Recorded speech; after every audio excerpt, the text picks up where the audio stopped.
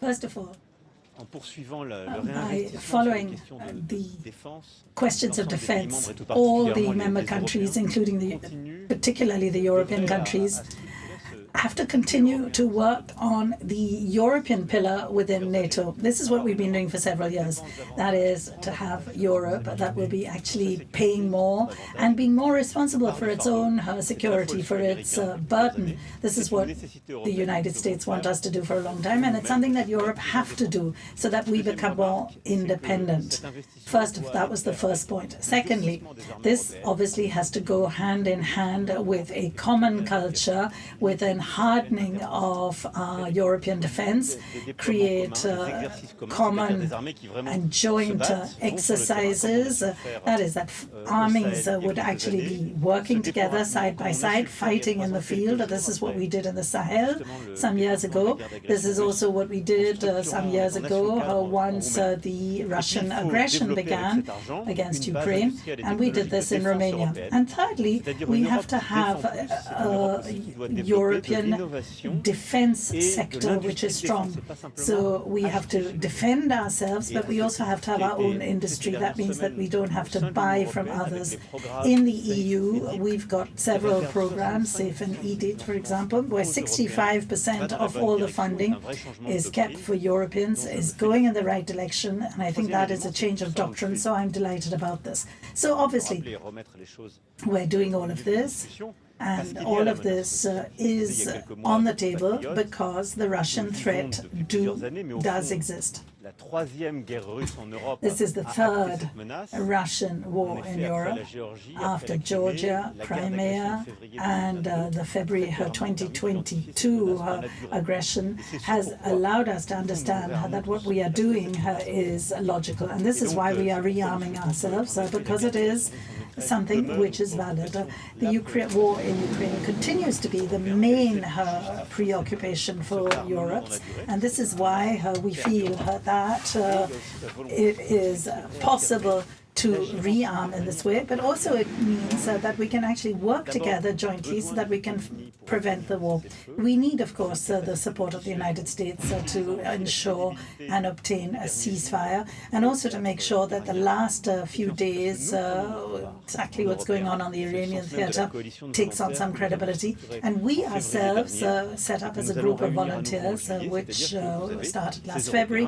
We'll meet again in July. Europeans, Canadians, and others who are together and want to actually work together so that we can actually move in the right direction together. And the fourth comment I'd like to make, that obviously all of this means that the Europeans have to think about their own safety. We're not going to have continuous escalation of our army. Today this is happening because there seems to be we are out of sync with what's going on in Russia.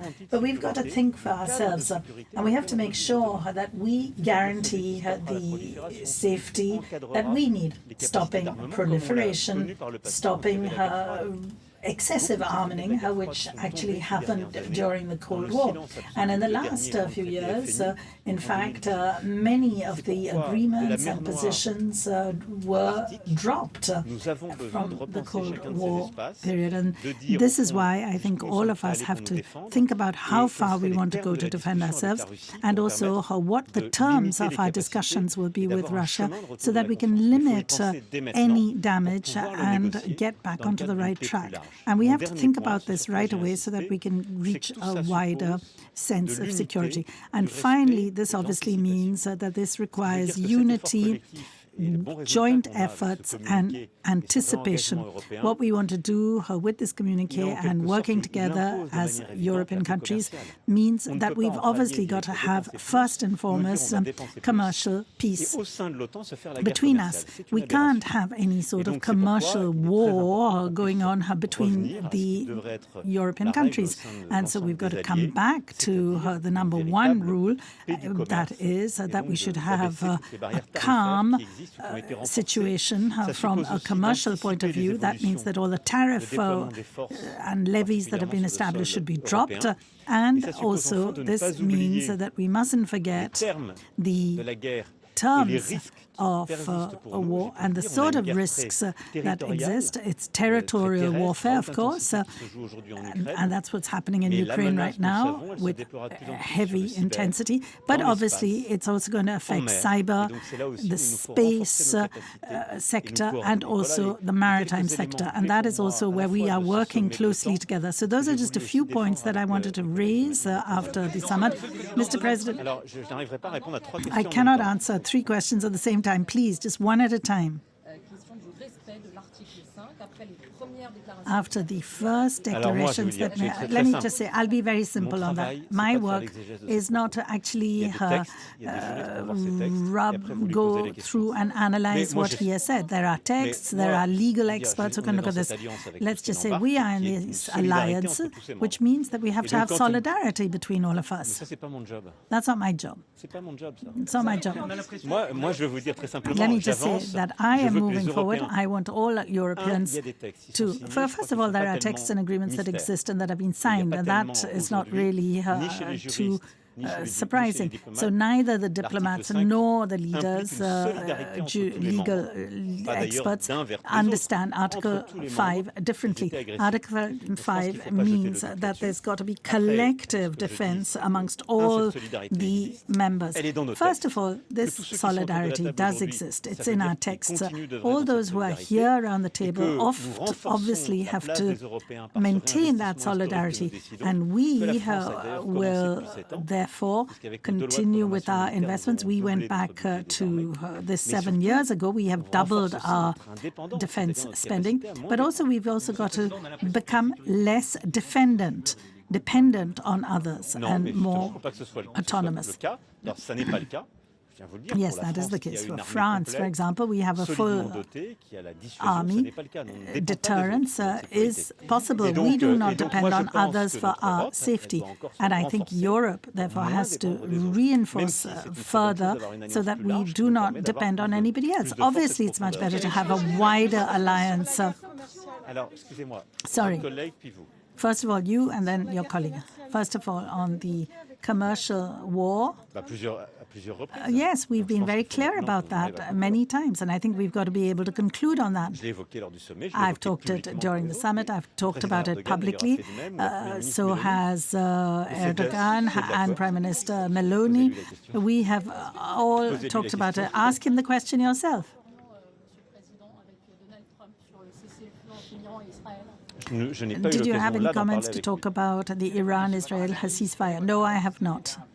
What is your analysis of the damage that has been caused, is the question. Some say that it's not great damage, others say that it is very minor. Well, first of all, the analysis is ongoing, and we're doing this ourselves with our own means. Then after that, we will compare that with the other analyses of other countries from the United States, Israel, and other Europeans. And later on, I'll be meeting the Director General of the IAEA, Mr. Grossi, and I will also have a discussion with him on the subject.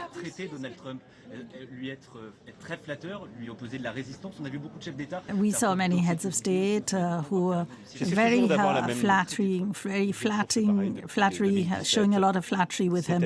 And what about you? Well, we have always done the same thing. We have always been very direct. I've been full of respect, but I am always, I speak my mind, and I speak it openly. Now, I'm not the President of the United States of America, so I suggest you ask that question to him. But as far as the Europeans are concerned, you know, things are fairly simple. Whatever I say, I actually then act on it. So there was the 18th package that was proposed by the Commission with U.S. senators, and what we were told is that the senators will be moving forward. They will actually move with this package of sanctions, and we will hear in the next few days what the United States are going to do.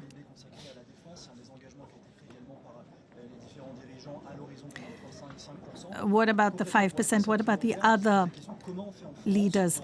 And how are we going to get this increase of GDP in France at a time when political situation in France is very tight? You're right.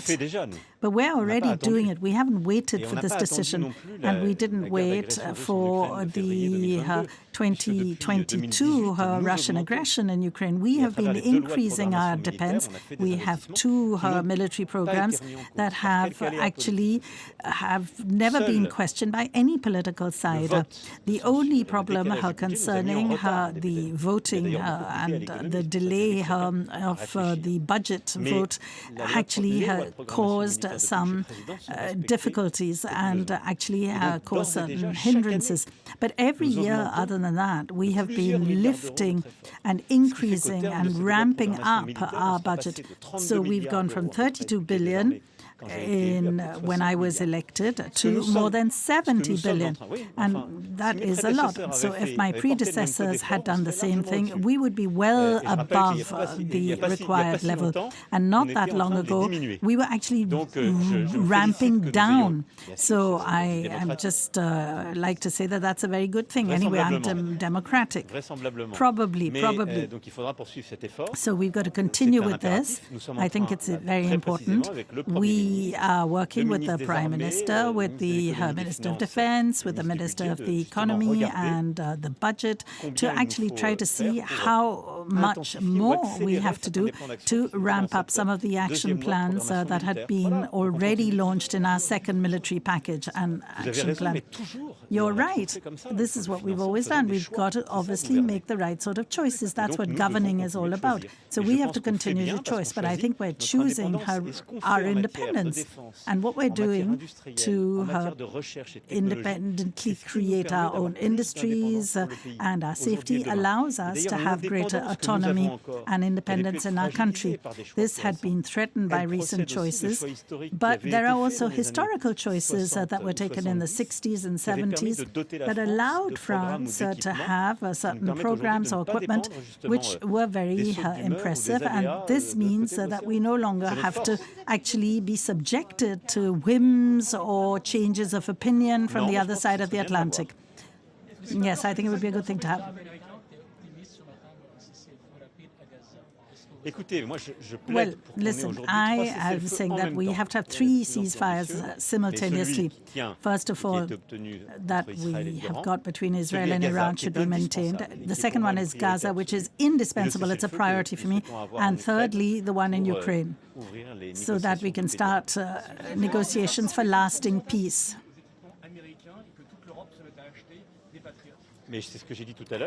What I said earlier on, the second point, the key point is that the Europeans should be able to equip themselves and also produce weapons. This is what France is doing and what other Europeans are doing. And this is what we defended in our European negotiations, and this successfully. Because all the last programs, the most recent programs like ISA, SAFE and EDIP have got European parts in them. That's really important for Europe because obviously we're going to set aside an increasing part of our wealth, of our national wealth. So we have to have some sort of return, industrial return. We've got to create jobs. We've got to generate wealth as well. France has this historically, and what we want to do is have wider programs that have real industrial return for most of the countries. This is how it's going to go in the future on a win-win basis. And also, if you buy programs and equipment from anywhere else, from the United States, for example, if you have geopolitical disagreements, then you have to wait for their agreements. Whereas if you have European programs, you are much freer concerning our export strategy, which is indispensable for our industry to be competitive, and also independent to choose how we're going to use them. So independence from a diplomacy point of view as well. Now, let me just say on Iran, we have a ceasefire. It is fragile, however, it is volatile. We have to hope that it lasts. This ceasefire is going to go hand in hand with an assessment of the damage that has been caused. This has to be clarified in the next days. And then we have to start up diplomatic and technical discussions on nuclear issue. The AIE will have a role to play, and the Europeans, the The Americans, obviously, and the Iranians have a role to play. Because in a few weeks' time, we've got to decide. We have to decide whether GCPO is really the framework where we want to have discussions or not. But we have to take discussions. Thank you very much. Thank you.